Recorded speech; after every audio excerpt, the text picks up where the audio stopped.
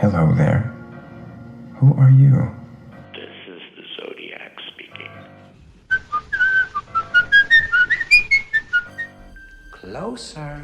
Killing must feel good to God, too. He does it all the time. And are we not created in his image?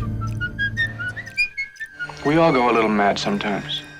After all, murder is, or should be, an art. I could kill you now pretty easily. Do some interesting things before anyone showed up. What are these films you can't wait to look at? M from 1931. The Cabinet of Dr. Caligari is a must for anyone interested in the history of cinema, the history of horror, the intersection of art and horror, and anyone who is in the market for a trippy new sleep paralysis demon. The story, which has layers upon layers, follows the machinations of a mad doctor who puppeteers a somnambulist by the name of Cesare to murder. I wondered even recording this episode, if this film even belongs in the serial killer canon. I thought it does, but feel free to DM me your opinion. However, an undisputed must is M, a film that bridged the gap between silent and talking pictures, and without which we wouldn't have Seven, Memories of Murder, or any other serial killer horror, really. A portrait of a child murderer whose crimes galvanized the entire city of Berlin to come together and hunt him down. The film is an unsettling watch even today, in great part due to Peter Lorre's unforgettable performance as the murderer Beckard. Pamela and mine conversation spans both films, as well as the context in which they were made and where we can see their fingerprints all over serial killer media today. Both films are widely available to watch online and will hopefully get you in the right dark frame of mind to enjoy the rest of the films in the series. Remember to subscribe and review the podcast if you enjoy this episode, and you can see what other films I'm going to be discussing over on our Letterboxd page, which I will link in the show notes. And with all that said, please enjoy our takes on The Cabinet of Dr. Caligari and M. Pamela, thank you so much for making the time to come in and talk about some serial murderers with me. To kick us off, can you tell me what you think about when you think about serial killers in the movies? Okay, serial killers in the movies. There are a lot of them, far more than I hope are in real life. I have two things I think of, and one of them is very simple and one of them is a bit more personal. When I think of a serial killer film, I think of the cross-cutting. I think of that just irresistible, one lone person compelled to do something terrible, and the cross-cutting with the chase. How do you find the one rogue element in society? And much as I find the crimes repulsive, I cannot, that to me is a fine spectator sport.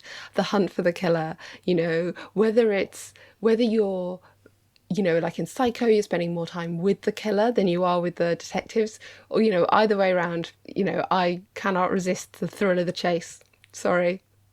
In the first sentence, in the first episode of this series, and in the first question, Pamela, you've nailed the whole point, I think, of the serial killer genre. Because I found myself, I don't think I've labored so much over a list of films to cover in my entire life, and definitely in the lifespan of this podcast, because I kept going back and forth. And you've nailed it, because a lot of the serial killer films are primarily detective films as well. They're about the chase. They're about catching the killer as opposed to the killer committing the crimes. Yeah. Sometimes both. And shall I tell you about how a serial killer film changed my life? Please. You will so delete this. I will not. The film, I was thinking about something for a long time when I was a teenager. I was thinking about my concerns about the environment. I was thinking about ethics. It was a serial killer film that changed my life because it was watching Seven when I was a teenager that finally made me go vegetarian, which was a decision that a lot of 17-year-old girls make. And I didn't realize at the time that it would be such a kind of life-defining, I am someone who has taken my values and is living them every day kind of decision. I didn't, it's only several years later when you're still loving lentils that I realized, that was a big decision. And the way that the murders are presented in that film really disturbed me on such a deep level that I couldn't ignore how I felt about the eating of meat anymore, because I believe that people and animals are sentient creatures and you can't treat them like they're just flesh. I'm squeamish, Anna. This is like the intellectual basis for my squeam, and there's no, I know that I'm flattering myself, but yeah. So if I had never watched Seven, I maybe wouldn't have come so fast to that decision that I was gonna tread a little bit more lightly on this earth and save our little animal friends. And my cat keeps wandering in and out, so I feel better. That is such a beautiful and humane reaction to the film Seven. Oh, yeah. I mean, also very different from mine. I mean, I would also say that Brad Pitt is very handsome. I have other reactions to that film. I've seen it so many times, actually, because my husband is a particular fan. But yeah, there's a lot to take from that film, good and bad. But it changed my life. That and a vegetarian pizza. Did you eat while watching Seven? And I was like, I could just eat mushrooms and feel no part of this, and I'll be happy. I have no part. I want to have no shared guilt with Kevin Spacey in that film. I don't think of myself as a serial killer anymore. Did you have, perhaps before or after Seven, alongside becoming a vegetarian, did you have a serial killer phase like a lot of us maybe had or continue to have? What, like reading all the gruesome details? Yeah. Do you know what? I don't think I've watched a lot of serial killer films. I am exactly this age that I was a teenager when I watched Seven, and also I was a teenager when I read American Psycho, which everyone was raving about. And I love that book, and I love Bret Easton Ellis. But I'm so squeamish, Anna, that I read that book a second time and skipped the murders. So I'm almost I cannot read that. And I've read almost everything he's written. I want to read his new one. I've got it at home, but I am a bit too squeamish. So I feel like I was always kind of avoiding the serial killer narrative. I'd start reading some story in the Sunday paper and it'd be like, oh, and then he killed and killed again. Oh, well, I'm nearly at the end now. I think they're impossible to avoid. They are, especially now, especially in the last handful of years. They've become unbelievably mainstream. Yeah, and I'm not really one for the true crime podcasts. I listened to all of Serial. It made me feel sick. You can tell I'm quite delicate. I'm so sorry. Yeah. But, so I haven't indulged in the true crime stuff. That said, my first book was about, it did have quite a lot of Jack the Ripper in it. So I sort of go, oh no, I have to go and read about this today. And it's quite fascinating.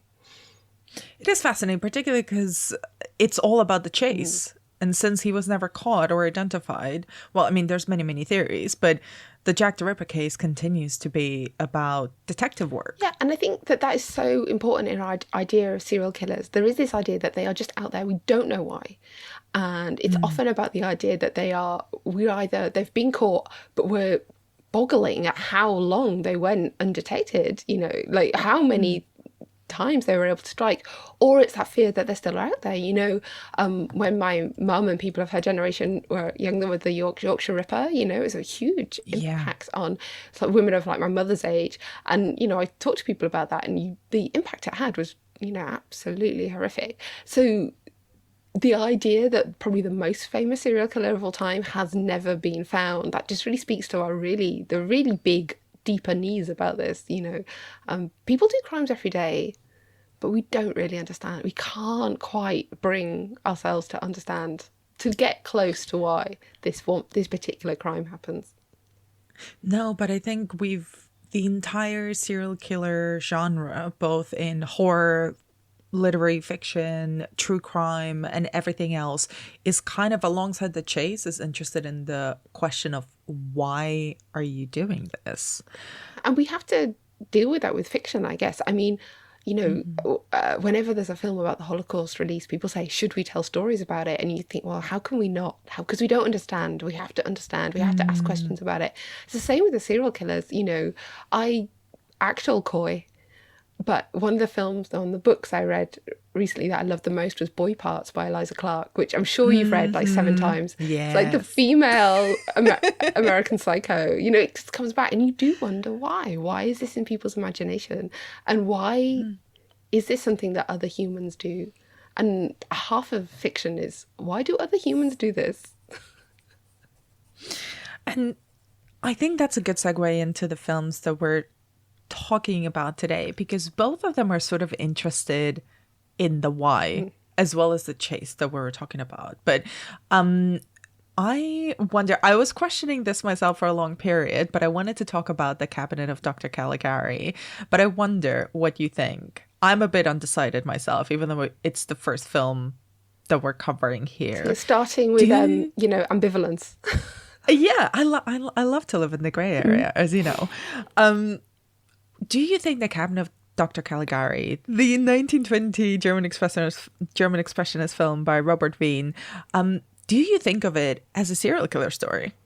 I mean, not entirely, no, because it's the serial killer theme is one of those things that you tick off. If you're writing an essay about Caligari, you say many horrible things fed into this, and the fear of serial killers, which was a thing that people were worried about in Germany in the 1910s and even more so in the 1920s. That is part of it, but the state of Germany and the state of art and the state of the film as a medium with so many other things that fed into the making of it. What it does give us is, I think, a fantastic metaphor for many other serial killer films, including the other one on this podcast, this like unofficial Casablanca podcast that you put together.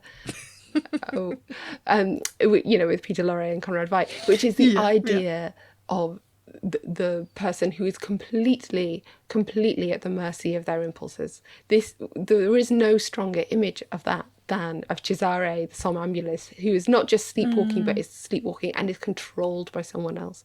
And then, of course, the layers and layers and layers that the film puts on top of that. The idea that there are people walking amongst us who are not acting on of their own free will is quite terrifying.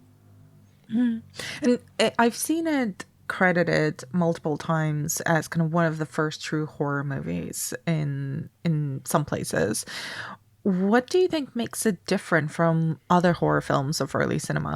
So other horror films of early cinema, you might have films that have devils or skeletons or violence, or you might have, a really good one would be literary adaptations, like Jekyll and Hyde comes out at the same time, or there's a really good Frankenstein in the 1910s and all this kind of thing. But what makes, I think, Caligari like a horror movie is that it uses film and film only for its horror. You know, it sort of seems to exist only on film, and there's something quite elusive about Caligari. I don't know if it helps to think of it as a horror film. I mean, I'm very resistant to people saying, "Oh, well, it's art, so it can't be horror." Me too. Yeah. Oh, yeah. Weirdly, you know, it's such a ridiculous attitude to take to any kind of film. But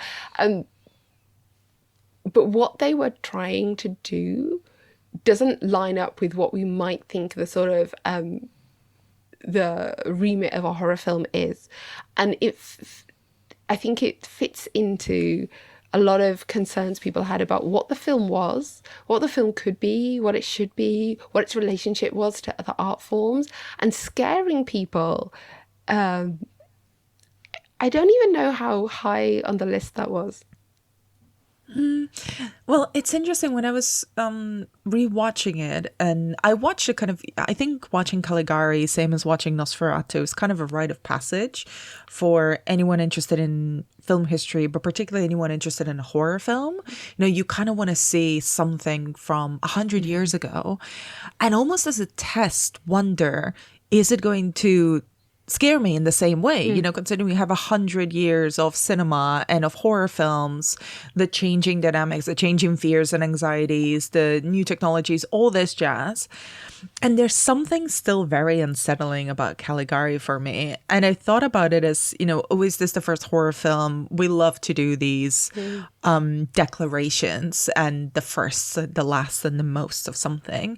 But it's probably, I think, the first art horror in the sense that it is using all of these influences and techniques and ideas, but all of them are in service of one emotion. And I think one of the things that people forget when we talk about horror is that it is about scaring an audience and unsettling an audience. And that doesn't always, it's not always qualifiable or quantifiable as a jump scare or an evisceration or something like that. Sometimes it's just a feeling. I think in creating a feeling over a sustained period of time, Caligari is about an hour and a bit.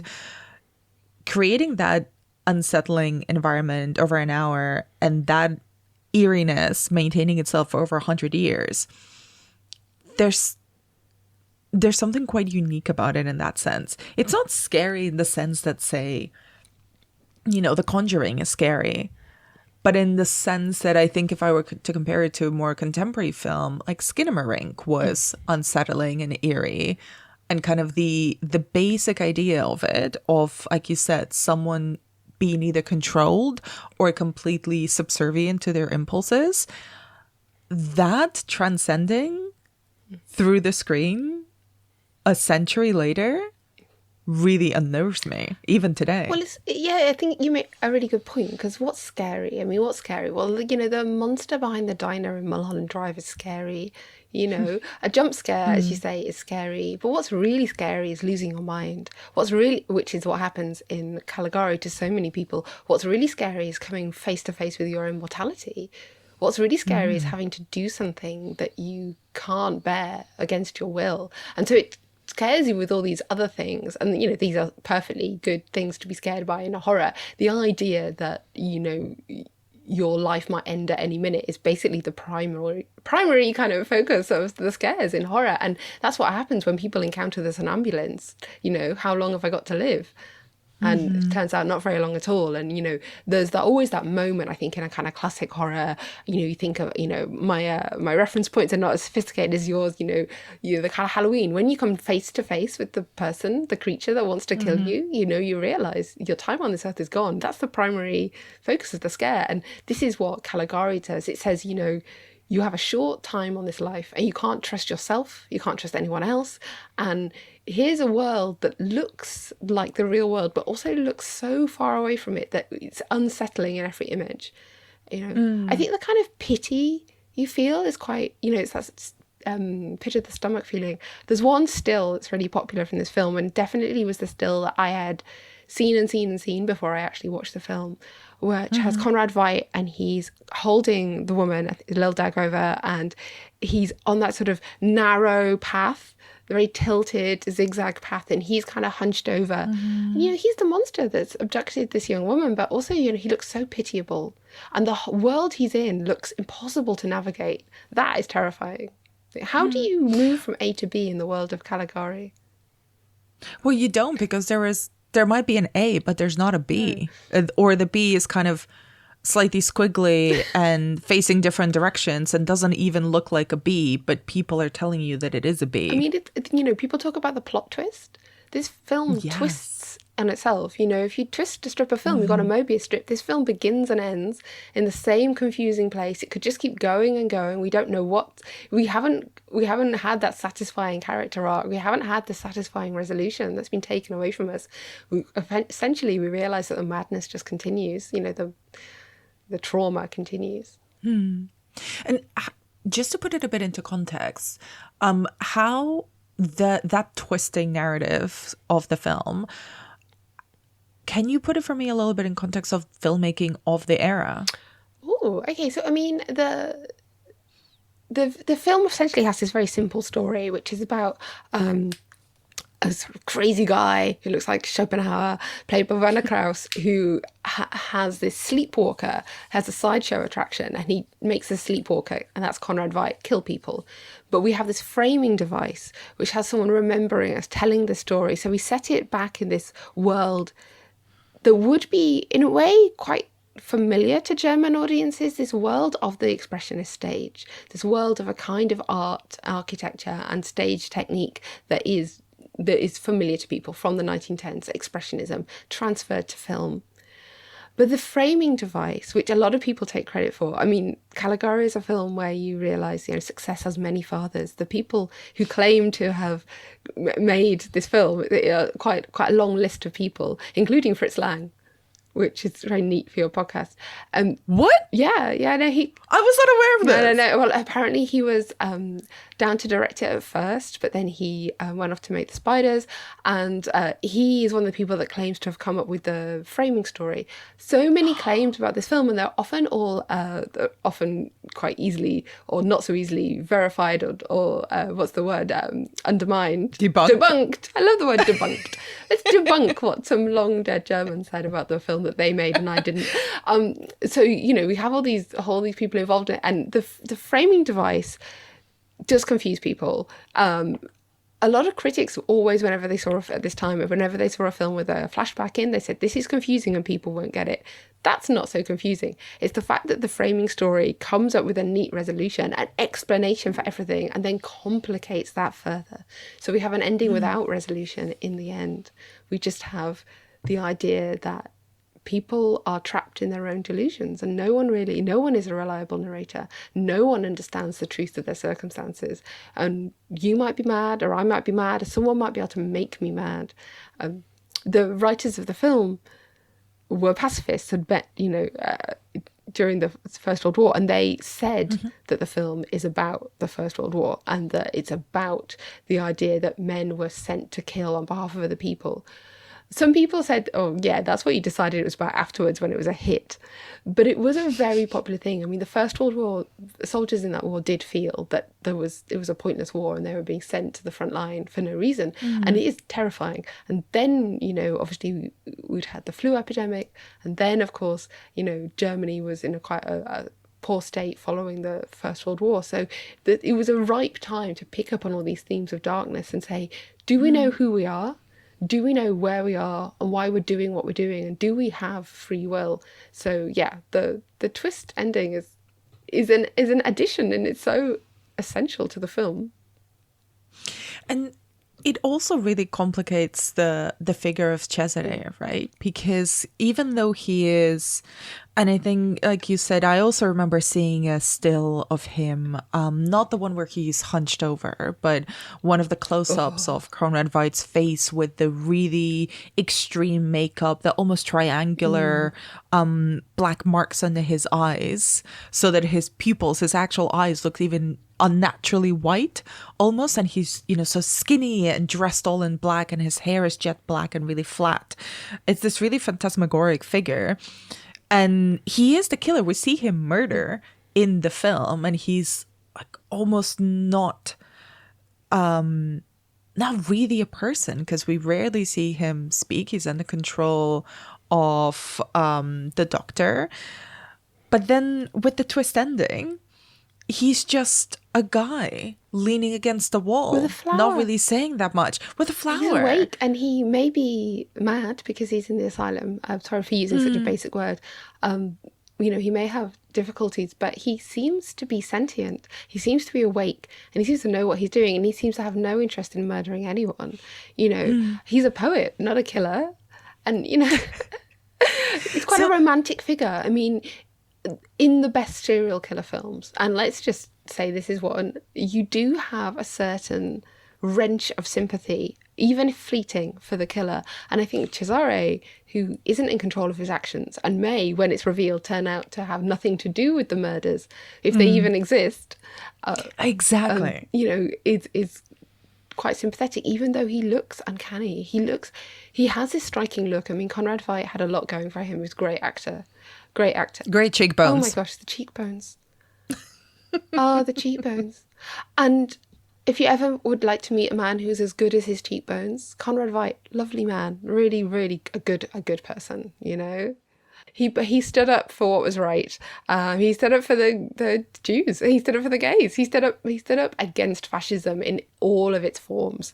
He was a great guy, and and he's a fantastic actor. And yet, this film, he manages to give us all that while playing in the expressionist style and playing, as you say, a creation, a being, a thing, rather than a man. And it kind of begs a question, and you sort of alluded to it earlier. And this is why I was wondering whether Caligari even fit in this season. We do get a series of murders, but are the murders even real? Do they even happen? I mean, do we get a resolution? Nothing in this film is real. Just to point that out, it's a fiction, but I do mean that in a slightly more sophisticated way. This isn't really a film. This is like a live action painting. As I say, the film begins and ends in the same place. You can like touch the grease paint, like lick it off the screen. This film is so artificial. It taps into real feelings and real uneases, but always we know that we're watching a show in some way. It's a show that disturbs us, but it's very much, a falsity. It's very self-conscious in the way that it presents that. The expressionist style of decor is obviously very clear, but the expressionist style of acting that Werner Krauss and Conrad Veidt do. So there are no murders in one way, because we know that we're watching a crazy show about something that happened within a framing story, within a sideshow, with a madman. But of course, we get to experience the thrill of them as if they really, really did exist. I kept talking about Bret Easton Ellis earlier, and the idea that someone might dream up a series of murders is obviously quite comforting, I guess. I feel that the murders in this film are as real as anything else, Well, because you say, is it comforting that someone might dream up a series of murders instead of actually committing them? And obviously, again, we're talking in the realm of fiction, but there is something also disturbing about being inside someone's fantasy life and their fantasy life being so dark. I mean, that is got to be like one of the horrors of if you lose your mind, what if what's left is just your worst impulses, your terrifying capacity for cruelty, let alone, neglect, let alone actual violence. What if all is left with you is all your prejudices and your hateful feelings? The idea that you have full-on nihilism and you don't care anymore. Like, what if you lose the part of you that we think of as human when you lose your rationality? It's terrifying, isn't it? Ugh. Well, exactly.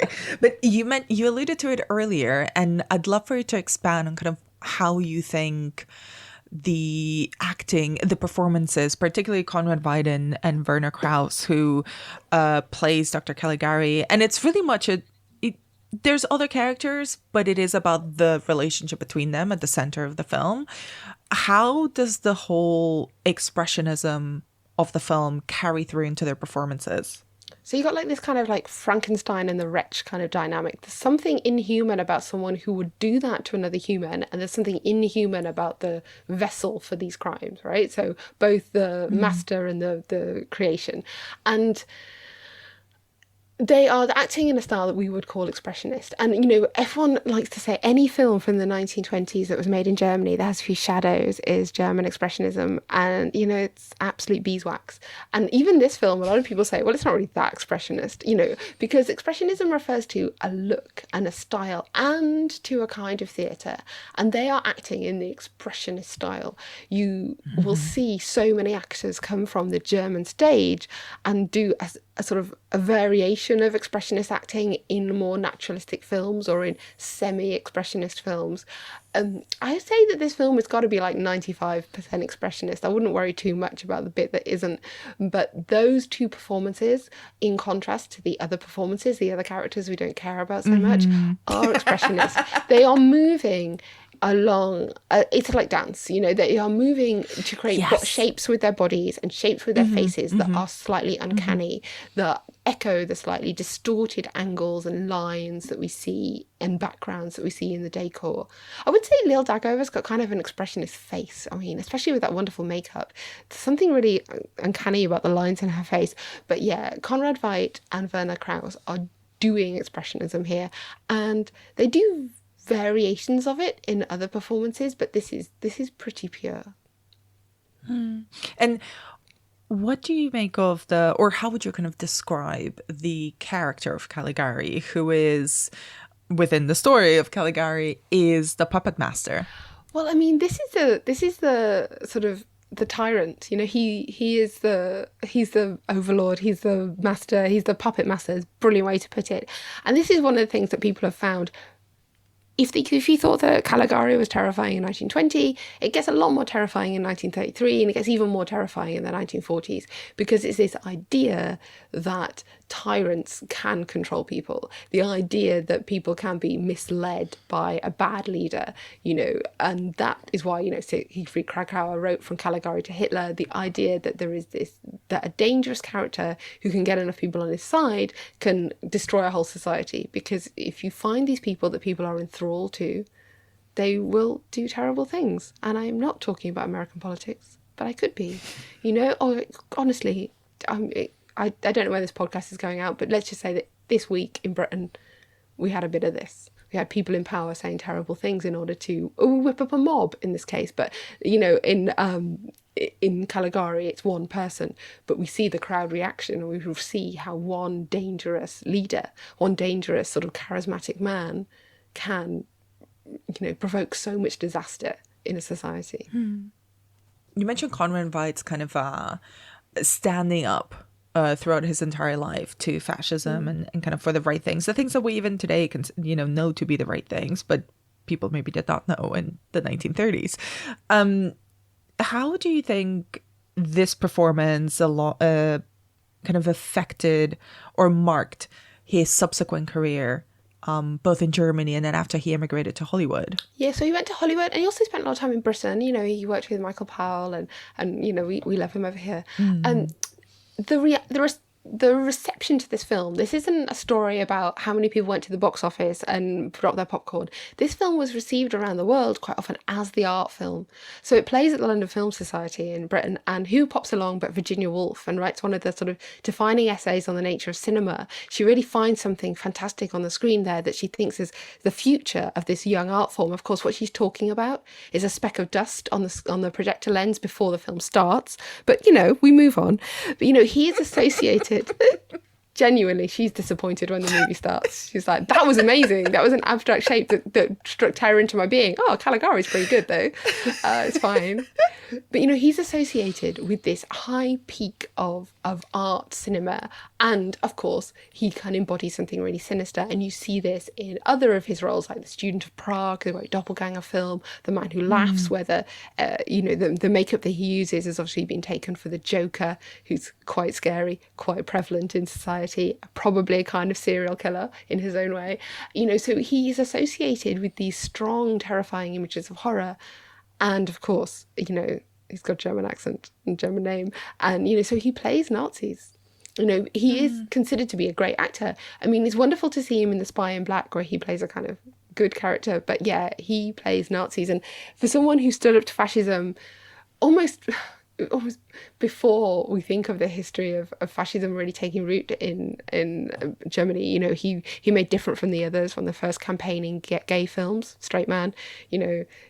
He identified himself as a Jew, even though he wasn't. He left Germany when the Nazi regime came in. He did, he supported the Allied war effort. He did everything he could. But yeah, he plays Nazis on screen, and that's partly because we think, he's so great and he's so terrifying. I think it's a good moment to segue from Conrad Veidt to another actor who got typecast somewhat as a killer or as a villain, despite not being one in real life. Let's chat about Fritz Lang's M. I know. This is a movie, I have to say, like, Tabernacle Caligari is great, but M, now that is a film. That's a motion picture. I honestly think I remember so well the first time I watched this, and even like the moment I fell off my chair in horror. Like, it's perfect. Tell me about the first time you watched M, and specifically the moment you fell off your chair. Okay, so I watched it like the perfect timing. When you have things you should watch, but you also have the other things you want to watch. So I was watching a lot of film noir at university because I was doing a paper on film noir. God, it must have been the worst paper ever written on film noir. Thank God that it was written like by hand, probably, or if it's on a floppy disk somewhere, no one will see it. But I was also realising this amazing thing, which was that the Modern Languages Library at my university, and I didn't study modern languages, had all these old films, particularly silent films. And I was like, yes, I can finally watch all the silent films I want. So you can imagine me watching film noir for work and watching silent movies for fun. M just kept winking at me. I'm in neither of your categories, but I'm in both, because Fritz Lang made so many great noirs and because it's just his first sound film. And I remember thinking, this is so sort of weirdly like illicit, it's illicit that I'm watching this film. But I thought, well, it can't be that scary. And when the little girl's ball runs out from under the bush and the balloon goes up to the telephone wires, I fell off my chair. I was like, he's already gone there. And famously, M doesn't show any violence, but it shows you that he has murdered this little girl. And it really rocketed through my soul. I was like, this is a must watch. I do not regret a thing. And it also shows you the amount of delight that he takes in abducting the little girls. Yeah, the taking the little girls, buying them little toys and treats and enjoying that, and not at any point, you watch it happen and you watch little girls say, oh yeah, I'd like that toy, and like going along with him, and you know that he knows what he's going to do to her. It's really chilling, and the film gives you a lot of space to take that in. It doesn't explain it or excuse it. It shows you the horrific impact that this has on the mothers who lose their children, on the children who are scared, standing stock still in the street while they're playing, and the toll it takes on him, which really affected me at the time. I remember thinking I'd never heard anything like the screams that Peter Lorre utters at the end of the film. And I just thought, like, if you're a punk rock band, you have to go on stage to the sound of him screaming. Don't want to, must. I just thought I'd never encountered anything like that in any kind of movie before. I remember I also watched it when I was at university, and I think it was part of some course. So it was a must watch in the sense. And you always, especially when you're kind of discovering film as a teenager or young adult or whatnot, you're curious, but also a little bit above everything. It's like, I have to watch this Antonioni film. What a drag. I'm sure it won't be good. People say it's good, but Yes. I've got my own opinions. So Antonioni, you are on watch, right? Like if you put a foot wrong, Jack Nicholson, is it? Well, okay. No, very much. You have to look at that. And I see my students sometimes, like, because I do a bit of teaching, and I'm like, we're gonna watch His Girl Friday, and they go, oh, funny, is it? Afterwards, they're like holding my hand and saying thank you. It's a universal rite of passage. And I have to say, for the record, I do fucking hate Antonioni now. I did then, and I still do. I stand by it. My 19-year-old self was correct. No, not on many things. But there's a joke there, isn't it? Do I love Antonioni? Yeah. Oh, how I do not. I don't know. You do languages, Anna. I just took the videos out of the library. You can work that one out and add it in, but maybe do an impression of me, so it sounds funny. Sounds like I did a funny. You did do a funny, Pamela. I do languages, but I do not know how to do puns, so that was precious. But I remember watching M and being a bit, over it before it even began. And I already had gone through my Rotten.com and my serial killer phase. Wikipedia was rising. I was all up in those. I was buying books. I was importing books to read about serial killers. I should worry that I know you. I was well into true crime. Yeah, I worry sometimes about me. So you knew about Peter Curtin before you watched this? No, I was mostly interested in, I wasn't as familiar with the European killers. I was mostly into the American ones. Okay, fair enough. Yeah, well, they're far away. Yeah, exactly. Maybe it was that. I did not research any, I grew up in Spain. I didn't research any Spanish serial killers until way after I had moved out. I'm sure that Spanish people are nice and don't do that. Yeah, don't Google it though. There's some crazy shit out there. Do not recommend. Do you know what? I think actually a friend of mine who's Spanish told me some harrowing stories actually. Yeah. God. Well, I mean, I'm British, so, Yeah, I know now. Yeah, sorry. Yeah. I've got a couple Gordon Burns books on my to be read shelf. But I was absolutely chilled by not just how it portrayed the actual killing without showing you the killing. The implication was enough. But in his delight and his clinging on to his own, not innocence, but almost his right to kill, as though he needed to do it, and therefore it was okay for him to do it. And it didn't really matter if he did it, as long as his impulse was fulfilled. Yeah, and that's it's really disturbing, and we don't give him any credit. What is interesting about this film, a gazillion things are interesting about this film. What is interesting about that in some ways is the choice of the victims. And it's going to sound callous. So he chooses very innocent victims. Everyone is innocent. No one deserves to be murdered. Literally no one. Not even Beckett in this film deserves to be murdered by the mob. But you know what I mean? He chooses victims in this narrative that are exemplars of innocence. Whereas a lot of the serial killers in 1920s Germany were targeting people who are quite vulnerable in society, who people think of as being less innocent. And I mean, it's just the same old story, decade after decade, country after country, sex workers often, right? Sex workers, or it's people from the gay scene or something. Anything that people, a lot of people looked at, the rising crime in, Berlin in the 20s, and the visible symbol of that would be that there were sex workers on the street. So everyone sort of shares this impulse that they should be gone, which is horrific. But, so this character has none of that. He's choosing innocent children who are on their way home from school, who have loving mothers at home waiting for them. So we have no right to have a single scrap of sympathy for him. And when he says that, he really tests us, because we go, well, yeah, does he mean that? And actually, he's now surrounded by a literal baying mob. And, where do our sympathies fall as neatly as they should? Because do we believe in this kangaroo court that he's holding him to account? And do we understand that quite clearly he is the victim of some kind of compulsion? How do you punish that? How do you punish that? Well, exactly. And the film doesn't really give us an answer. No. It says you should look after your children more. Because we do victim blaming now. Yeah, it basically blames the mothers. But I wouldn't take that too literally. I mean, I think it's for saying this is what the message is, because the idea is that this will always happen. So we have to adjust to it. I'm sure growing up in Spain, where there is no crime, you didn't have this. But when I was a child, you were told so many times about stranger danger, Oh, yeah. This is the only thing we can do, is tell children not to go with strangers, and tell mothers that... I'd say everything else, they have to pick their children up from school. And how chilling, by the way, is the scene at the school doors in this film. We just see people waiting outside the school to pick up their children, which would be normal, but we know why they're there. We know why they're there, bang on time. It's awful. And there is an innocence that is absolutely destroyed in this film. I'm not talking specifically about kind of the victims of Beckett, but almost the audience.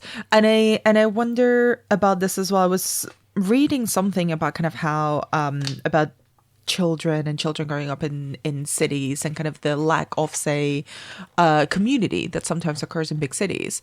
And I grew up in a kind of medium-sized city, but there is a really stark change from being able to approach anyone in the street, or being able to leave your child with usually older women, being like, you leave it with some local random older woman, and you just trust them to be able to look after your children. You trust that strangers in the street will always look out for kids, even if they're strangers' kids, because that is what we do. And there is an innocent trust that particularly that first girl that we see abducted by Beckett kind of has in him. She would never imagine that this man who buys her, gives her a balloon, or buys her a treat, would ever do anything other than have her best interests at heart. And seeing him abuse that trust is almost more chilling than the implication of what it goes on in the darkness afterwards. Yeah, even with this, with the posters everywhere, with the knowledge that the killer is on the loose, he manages to abduct another girl as well. And she looks at him so innocently, that this is fine. But there are a couple of other things that I think are really, really scary. There's another little girl who approaches an elderly man and asks him for the time. By the time he's finished telling her the time, he's surrounded by a mob who are like, oh, what are you talking to her? Why are you talking to her? Almost by the, this is unfair, because we know that's not Beckett. We know that's not the killer. But by the time they've done with him, you almost feel like, why is he so keen to talk to this little girl? Why didn't he just run away?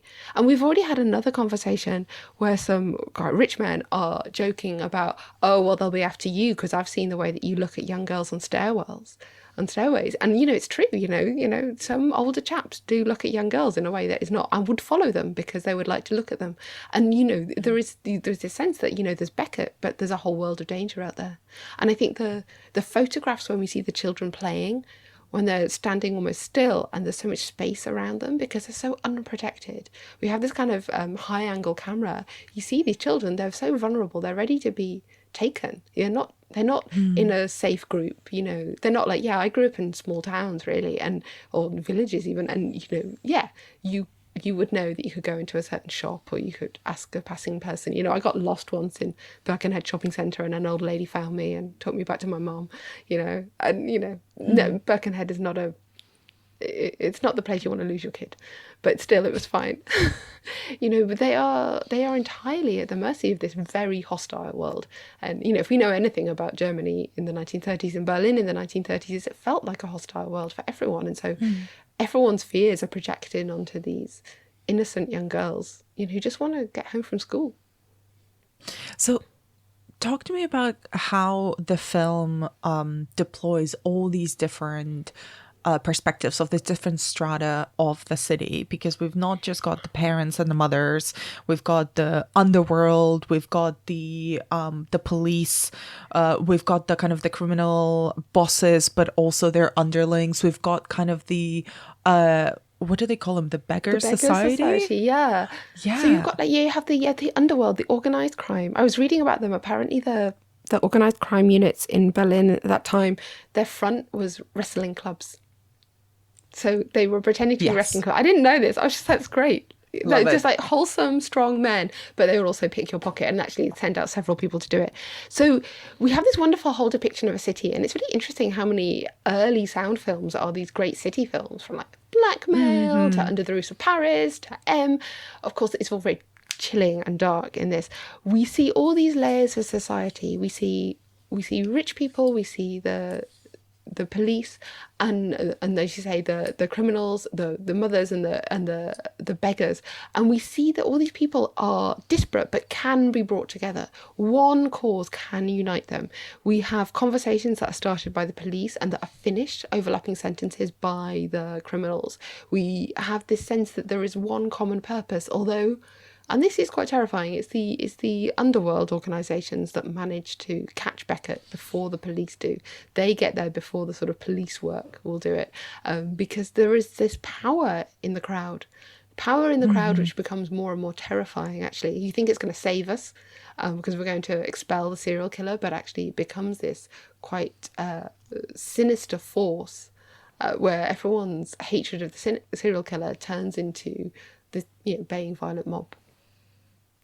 And, we've spoken about everyone and only tangentially about Beckett, but how does Fritz Lang introduce him?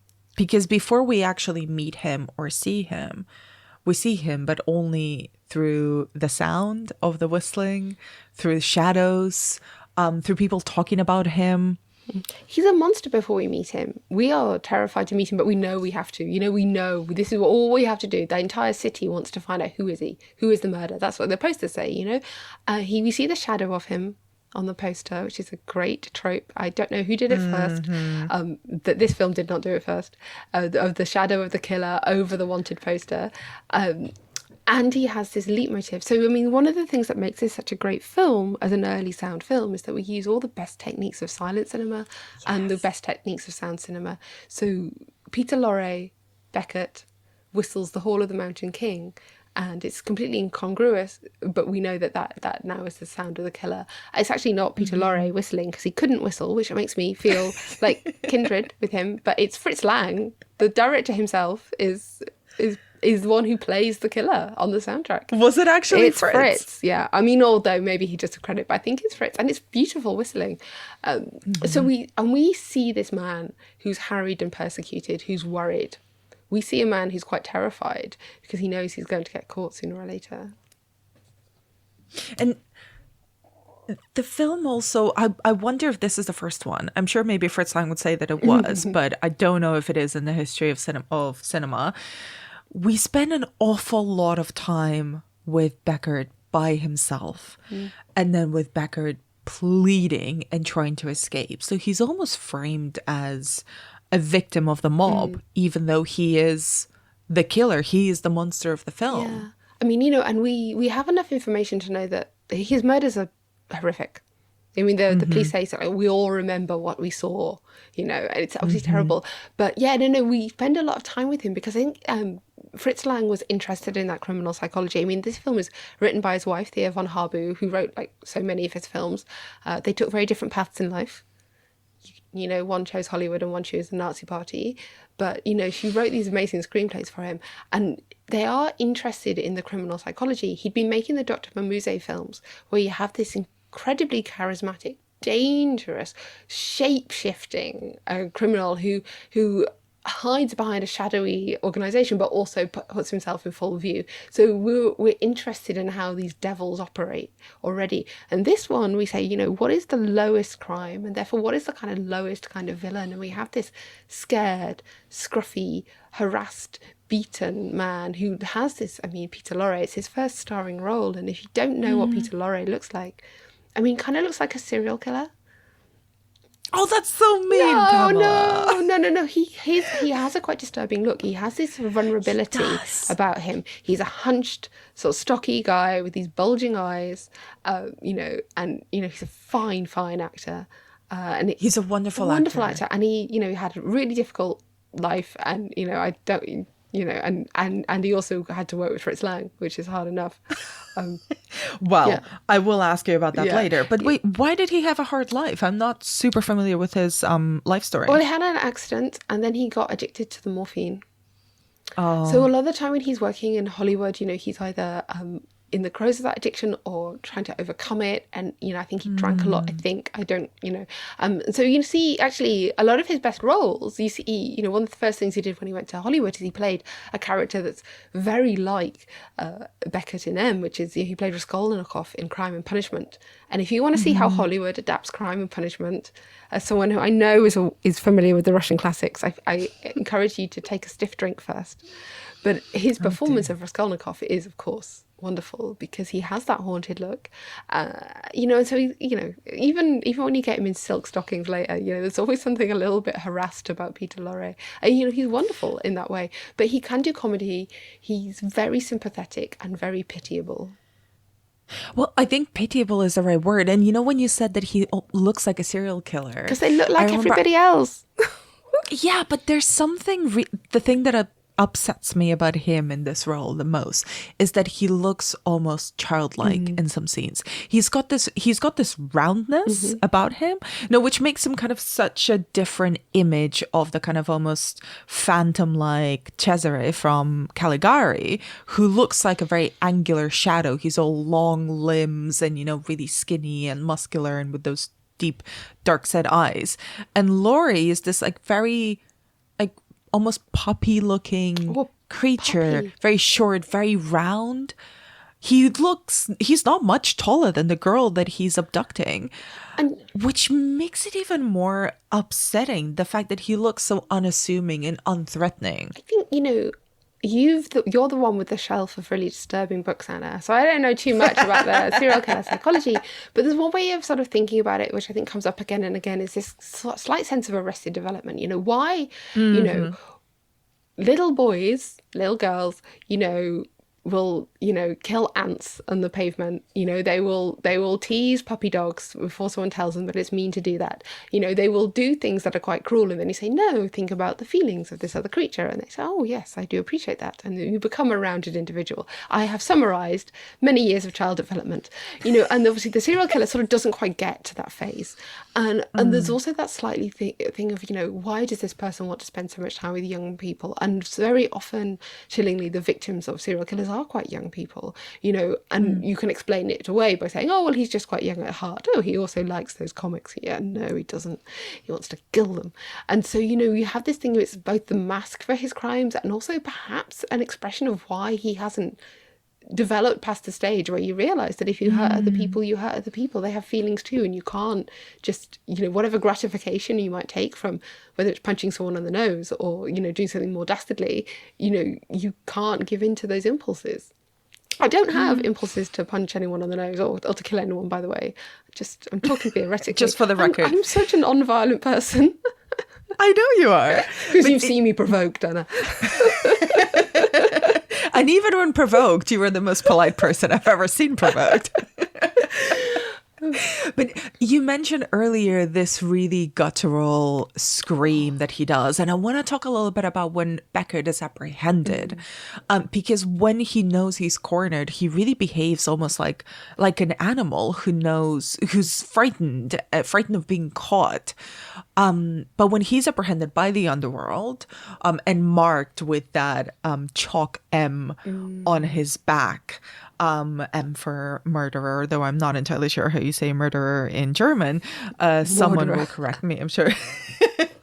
But talk to me about kind of the performance of Peter Lorre, particularly when it's all on him and his face and he's like squirming, trying to convince them to let him go. Well, Fritz Lang said that he didn't screen test Peter Lorre because he saw him and knew he was correct. And I'm like, really, Fritz? I mean, I never believe anything. Obviously, it's not very helpful, is it? Because this performance, this alone, I mean, you just have to milk this out as one of the great screen performances of history just for this scene, because he expresses something that's so raw and so shameful. The idea that he's sort of, he's so terrified of a group of people. He's killing children, but he's terrified of a group of people who are professing to be practicing some kind of law. There's like this kangaroo court. They even give him a defense lawyer who's clearly disgusted by his task, understandably. He thinks there's a way that he can appeal to their pity, say that it's not fair. What does he think? That he's going to get away with it? He must know that he's going to be caught at some point. And we are aware that the police are also on his path at this point. So we know even more than he does that he's got no way out of this. There's something really shameful about the way that he seems terrified about the fact that they might kill him, because, I mean, I don't really believe that anyone deserves capital punishment, but you've got to say, I mean, put him out of his misery, and, he must feel at some level when he claims to feel that he doesn't want to kill people. He must know that what he does is terrible, and he has to face the mothers of the victims. So I think that, we both pity him because his pain is so raw, and you see the way he slumped down those stairs. I think Fritz Lang threw him down the stairs. God. He's clinging on to his shreds of his argument, shreds of his sanity. He's looking for any way out. He really, really tries to avoid it. And, it's, at the same time, we're realising that he's sort of baser than we thought. I do think the way that he performs those lines, don't want to, must, is utterly chilling. The idea that anyone exists in our society that's in that psychological position just will keep you awake at night. There is something deeply, deeply unsettling to, when you look at that performance, how almost unnoticeably his eyes and his demeanor changes as he goes from trying to justify himself by saying that he's consumed by these thoughts and these urges to then describing how he feels when he is killing.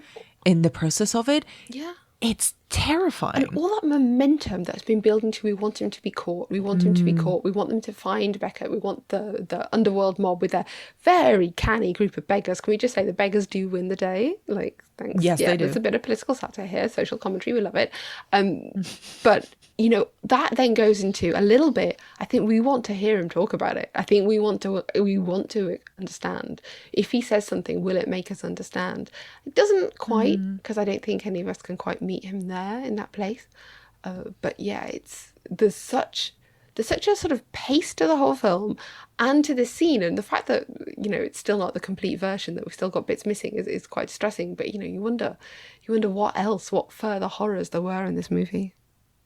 What are the bits missing, and how come they're missing? I don't know. I think when it came out, it was considered a bit too much, and so things were cut, and we've had some things reinstated. I don't know what is missing, but I do know that a lot of the initial reviews said that it was quite slow. This painstaking shadowing of the police case and how they find him slowly, bit by bit, 3 backward steps and then 1 forward bit. So maybe that's what they're referring to, but maybe there's more to it. But this final sequence when he's in the old distillery, that that moves at a pace that is quite terrifying, and then it ends so abruptly. Yeah, with a warning Yeah. for the mothers of children. And what do you know what the reaction to M at the time was, and how it kind of gained this its place in film history? Well, it put the heebie-jeebies at the Nazis, that's for sure. So we like it for that. I think when the film was in production, or, it was going to be called The Murderer Amongst Us, and the Nazis were already worried because they assumed that referred to them. Which, you've seen the Mitchell and Webb sketch about knowing if you're the baddies. They changed the name quite a few times. Yeah, and then when they saw it, they didn't like it. I think because of the power of the mob and because of the dark themes. I mean, I don't think it's, the Nazi control of the film industry was just come in sort of properly a bit later. But they're already looking at what films they approve of and they don't approve of. This is not what they want. They want entertainment. They want Aryan entertainment. They want a hero, and there's no heroes in this film. It was good for Fritz Lang, who went and made another film, and he attracted the attention of all the right people, which is to say Goebbels, who said, come and stay, and you can run UFA. You made this film, it's so good. You can run UFA, even though Metropolis had been a flop and all that kind of thing. And that's, he said, when he decided to run, which, it was always going to happen at some point. He didn't want to be complicit in that. So this was actually, a real triumph for him as a first sound film.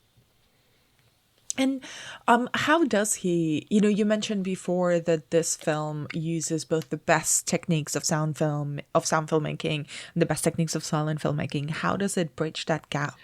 Well, we have this incredibly visual story. There's so many, this is a film that if it didn't have such a momentum, you'd be wanting to pause it so often. There's these wonderful shots where we see Beckett sort of trapped by geometric reflections in a shop window, where you see these panoramas of the city, where you see the sort of beggars moving as they follow their prey, the great tracking sequences, long tracking shots.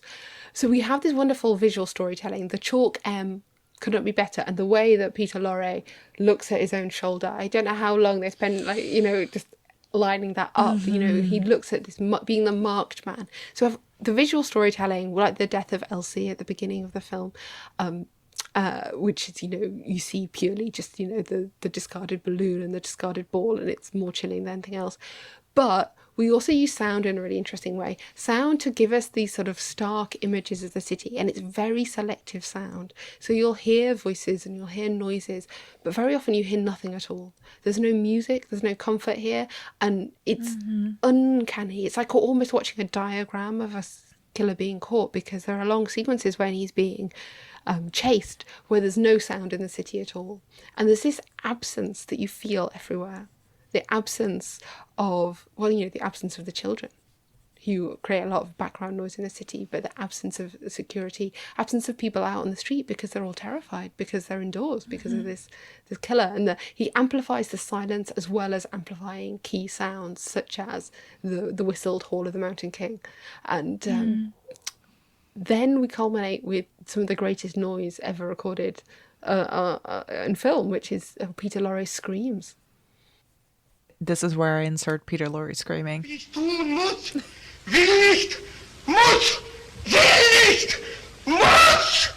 Und dann schreit eine Stimme und ich kann es nicht mehr hören. Hilfe! Ich kann nicht!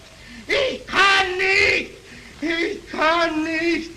Ich kann nicht! Oh my God, please. I really, really wanted to be in that punk band and just come on stage to You can still do it. I think, M is such a great film that you have the urge to tell everyone, no, but you should really watch this. You should really watch it. I actually managed, I watched it with my partner on Friday night. He was quite keen, but I think it was better than he expected. Because, he's seen my oldie worldy films before. And, he is a big CSI fan. It is CSI Berlin in a way. It is CSI Berlin. It's interesting to see the techniques and the mistakes of the law enforcement at work. The mistake with the table and the window ledge. When they say we're looking for a red pencil and we're looking for an old table and they don't find the red pencil, they don't find the wooden table, but they do find enough clues. Like, the clues aren't like they are in like children's detective stories. It isn't like we're looking for a man with a mustache and one side of his face shaved. It's not like that, It's these odd little details. If you remember the brand of cigarettes that you found, at a child's corpse, that's what's going to lead you to the killer. Ugh, even that sentence is disgusting. I'm sorry, none of my sentences are disgusting. Not true. We have to do something about this. I mean, it's weird. I'm such a sort of non-violent person, and sometimes when I'm talking about films like this, and I'm like, well, you see, when you had that first murder, and then when you have the baying violent mob, and you think, gosh, why is this my life? I do think that there's something about serial killer films, and they kind of do traverse kind of the worlds of the more acceptable psychological horrors or psychological thrillers and detective stories and crime films with the less agreeable horror world. And obviously, this is coming from a person who very much refutes the idea that horror is disagreeable and horror is for everyone, but you know what I mean. Yeah, I think there's an idea. I mean, serial killers, very fun, from my limited understanding of their psychology, which comes entirely from films, do think that they're cleverer than other people, that they're getting away with it. And I think that's quite the appealing screen character of a serial killer. Now, there's a difference between being a serial killer and being like a spree killer. This is the idea that these crimes are motivated by something complex, whether it's the urge or whether it's some sort of deluded theory. There's something intellectual about serial killing. And I hate to say that, or cerebral perhaps, about serial killing, rather than about sort of the mindless violence that you might have with, a marauding animal, or, perhaps everyone's terrible low-rent imagination of a slasher film when they say, oh, it's not just a slasher film. They've obviously got one in their mind. They've got one that they saw that they thought was terrible. It's not that mindless violence. It's almost too mindful violence. And I actually think that this is what makes Beckett and M stand out for me, even after all these years for visiting it, is that he doesn't fit as neatly into this idea of a serial killer who outsmarts everyone, who is driven by like some deep-seated psychology. It seems to be so animalistic and so completely kind of unthinking urges. Even when he writes the letter to the press, yes, it's like this childish scrawl. Yes, I'm not done. They won't print my letters, but I'll just tell you I'm not done. It's not saying, oh, you'll never catch me. He's not dropping complicated clues that Morgan Freeman has to go to the library to decode. When he's horrified, when he's unnerved, he goes and he has like 2 strong drinks in a bar, and he looks like a child drinking that. He's not in control at all. He's completely flummoxed and flustered. So yeah, he's not very mindful, but there is something of that. We see that he has an MO, as they say in the cop shows, and we see that he does have some desire to communicate about his crimes, but he's not like a kind of Dr. Mabuse type criminal. And this is kind of leading on to one of my last questions about the film. Where does M and Beckett as a villain sit within the cinema of Fritz Lang?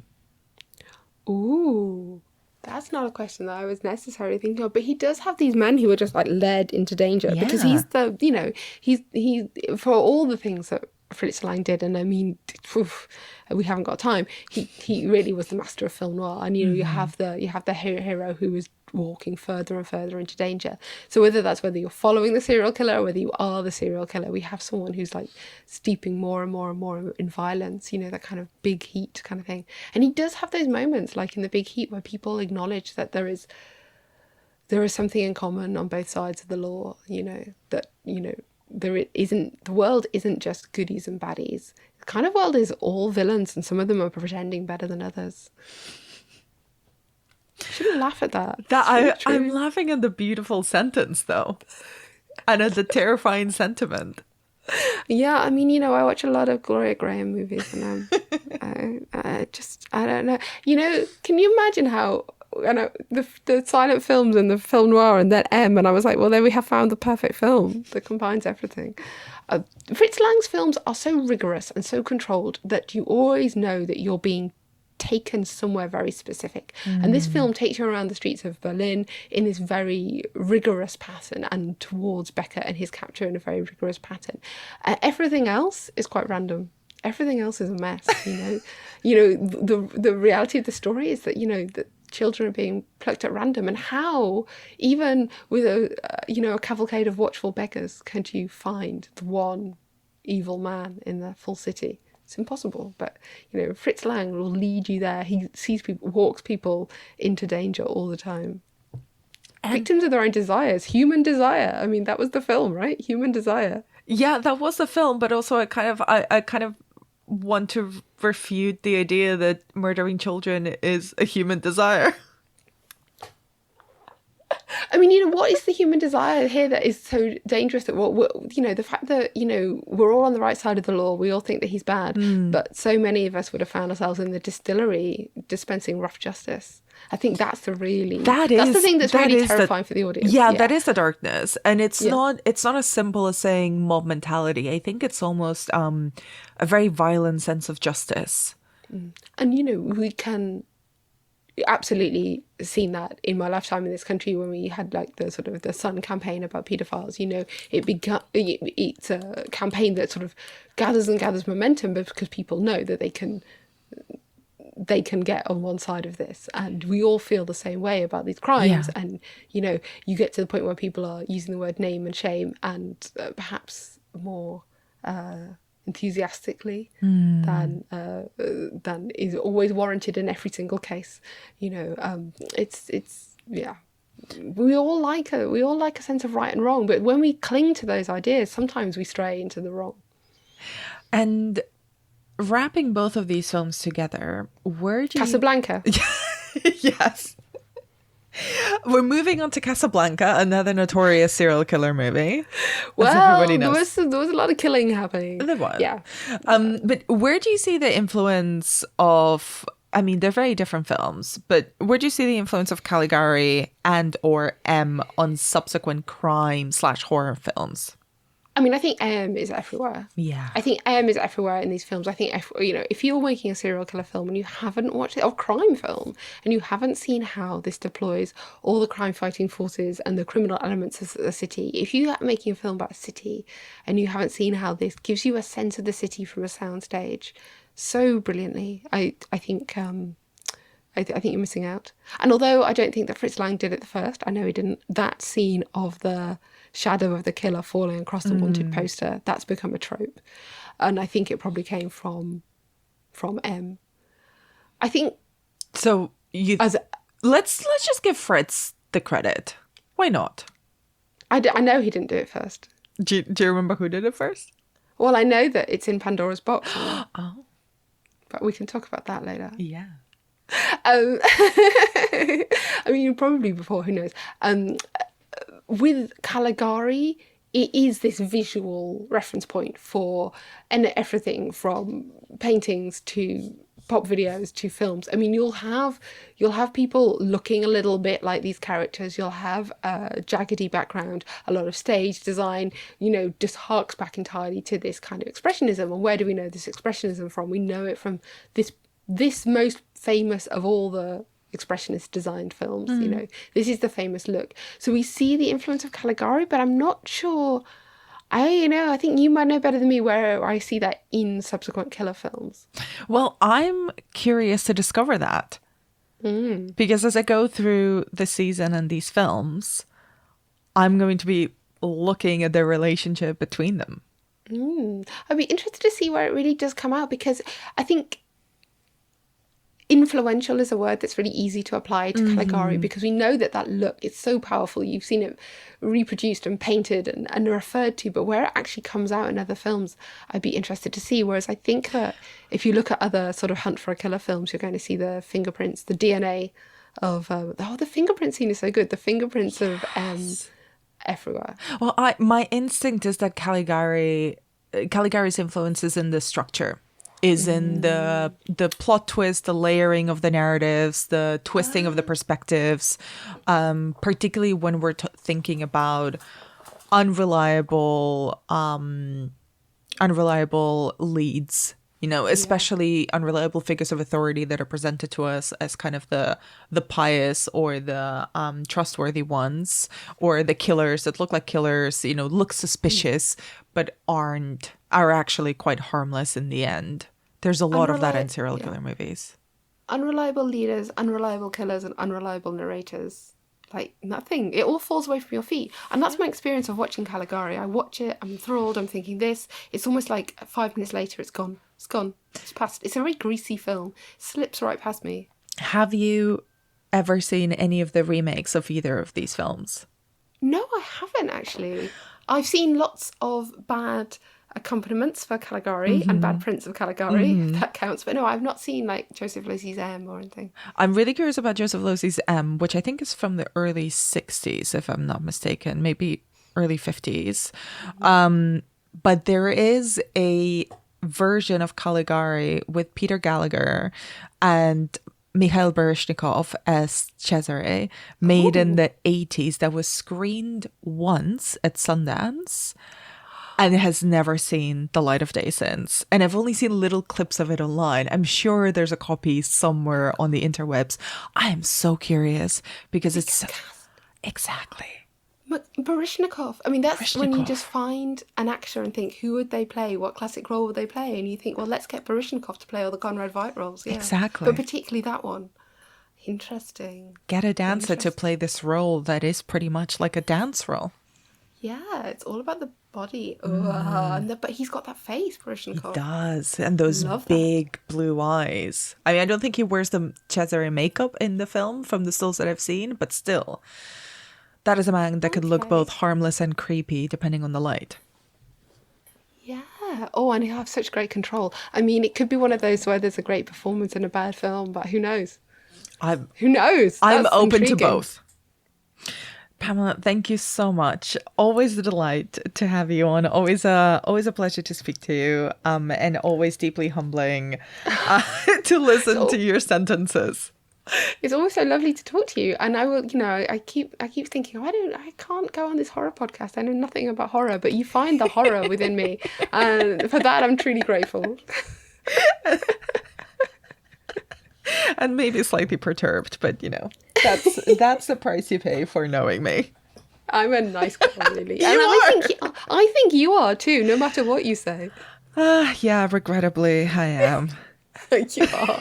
Just think how successful we would be if we weren't.